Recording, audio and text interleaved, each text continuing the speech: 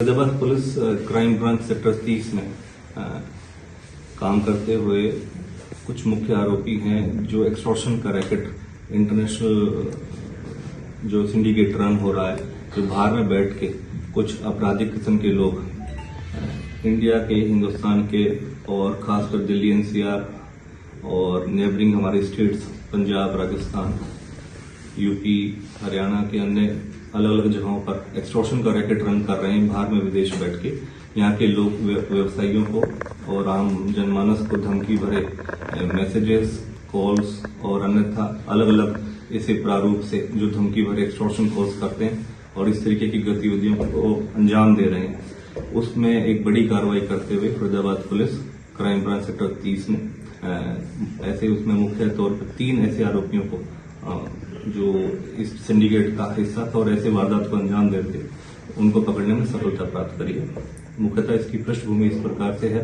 कि फरीदाबाद के अंदर किसी एक व्यवसायी को काफी समय से थ्रेट प्राप्त हो रही थी बाहर बैठे कुछ ऐसे आपराधिक किस्म के लोगों के द्वारा,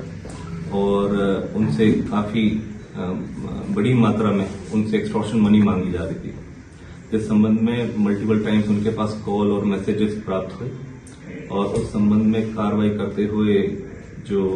हमारी कमिश्नर पुलिस हैं श्री सत्येंद्र गुप्ता के मार्गदर्शन निर्देशन में जो हमारी क्राइम ब्रांच है निरंतर इस पर नजर बनाए रखी हुई थी और ऐसे अपराधियों की तलाश में थी कि कौन ऐसे व्यक्ति विशेष जो ऐसे सिंडिकेट का हिस्सा है और ऐसी कार्रवाइयों को, गतिविधियों को अंजाम दे रहे हैं। तो उसी के मद्देनजर हमारे सत्येंद्र गुप्ता जो सीपी फरीदाबाद है उन्होंने डायरेक्शन दिया और हमारे डीसीपी क्राइम श्री मुकेश मल्होत्रा के मार्गदर्शन में टीम गठित करी गई जो निरंतर इन सिंडिकेट के सभी जो हेंचमैन हैं, जो ऐसे गुर्गे हैं, उनके ऊपर काम कर रही थी। कौन सिंडिकेट को रन कर रहा है, ऐसे कितने उनके गुर्गे हैं जो आसपास इस क्षेत्र में एक्टिव हैं, उनके खिलाफ कार्रवाई करते हुए 3 ऐसे मुख्य आरोपियों को जिन्होंने इस वारदात को अंजाम दिया उनको पकड़ने में सफलता प्राप्त कर लिया। इस क्राइम ब्रांच जो सेक्टर 30 है इनको जो लीड कर रही थी टीम, उसमें जो मुख्य तौर पे इंस्पेक्टर अनिल है उनकी मुख्य भूमिका रही है और उसके साथ हमारी अन्य क्राइम ब्रांच सेक्टर 48 और सेक्टर 85 के इंचार्जेस और उनकी टीमों ने भी इस चीज के अंदर योगदान दिया है। इसमें मुख्य तौर पे जो हमारे यहाँ पर फरीदाबाद के अंदर एक व्यवसायी है जिनको काफी समय से इस तरीके के एक्सटॉर्शन कॉल्स और धमकी भरे मैसेजेस प्राप्त हो रहे थे और काफी बड़ी मात्रा में उनसे एक्सटॉर्शन मनी डिमांड करी जा रही थी और जब उन्होंने उस चीज को नहीं माना तो काफी समय बाद जब पुलिस को उसमें इतला करा गया तो पुलिस ने उस पर तुरंत प्रभाव से कार्रवाई करते हुए केस रजिस्टर्ड करा और उसमें देखने में ये आया कि कुछ दिन पहले उनके घर पर एक्सटॉर्शन एक लेटर भेजा गया और उसके अंदर कुछ एम्यूनिशन था, गोलियां थी, जो थ्रेट लेटर था उसके साथ। उस पर कार्रवाई करते हुए पुलिस ने उसकी संगीन तरीके से जो टीम काम कर रही थी उनको पकड़ने में कुछ दिनों बाद उनमें सफलता प्राप्त करी है और मुख्य तौर पर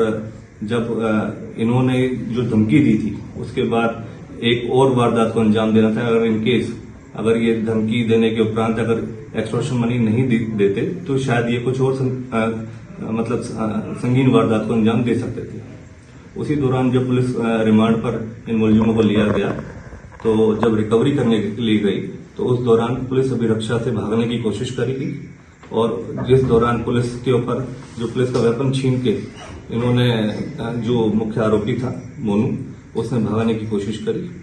और उसी दौरान पुलिस के ऊपर फायरिंग करते हुए जब वो भागा तो पुलिस ने अपनी सेफ्टी इंश्योर करते हुए उसको वार्निंग फायर दिया, रोकने की कोशिश करी और उसी दौरान उसको भी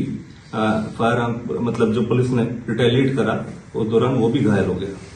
तो मुख्य तौर पर उसको काबू करा गया है, कुछ चीजें रिकवर करी गई हैं और आगे कार्रवाई जारी है। तीनों आरोपी के नाम क्या है और क्या करते हैं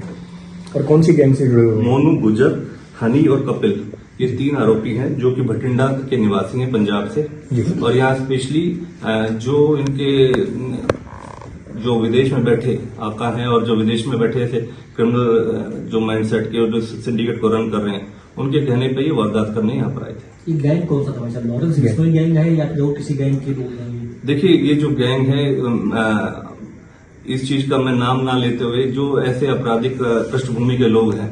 जो आमतौर पर इस तरीके की वारदात को अंजाम दे रहे हैं। विभिन्न अलग अलग स्टेट्स में, दिल्ली एनसीआर के अंदर अलग अलग जगहों पर इस तरीके की सिंडिकेट को रन कर रहे हैं और एक्सटॉर्शन के रैकेट को रन कर रहे हैं। तो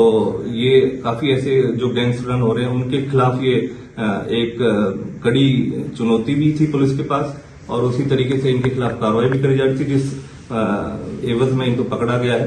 जो ये इंटरनेशनल बाहर विदेशों में बैठ के इस तरीके के गैंग्स को रन कर रहे हैं। मुख्य तौर पर ऐसे लोगों का नाम लेना ठीक नहीं है। इनकी क्रिमिनल हिस्ट्री क्या है तीनों की? और जो मोनू है इसमें मुख्य जो इनका हेंचमैन था इस गैंग का, उसके ऊपर 4 केस हैं किडनैपिंग, आर्म्स एक्ट के, और जो हनी है उसके पास डेकोइटी का केस है, और जो उसके साथ दूसरा कपिल है इसके ऊपर भी एक व्हीकल थेफ्ट का केस है। तो यही बेसिकली एक जानकारी थी जो आगे अब इनको पुलिस रिमांड पर फर्दर और भी आगे कार्रवाई कर रही है पुलिस, और भी जो अन्य लोग हैं जो इस सिंडिकेट का हिस्सा है उनको जल्द से जल्द। वहाँ मौके से बरामद क्या किया गया है मोनू के पास? जो रिकवरी करने गए थे वहां पर एक कंट्री मेड पिस्टल है और एम्यूनिशन है। किसी मुलाजिम को चोट तो नहीं लगी सर? नहीं, लकीली नरोली स्केप था, बाकी किसी का चोट नहीं। जैसे AK-47 की कारतूस है, सब कुछ पता लगा है कहाँ से लाए? उसके संबंध में भी जानकारी ली जा रही है, क्योंकि पुलिस रिमांड के दौरान और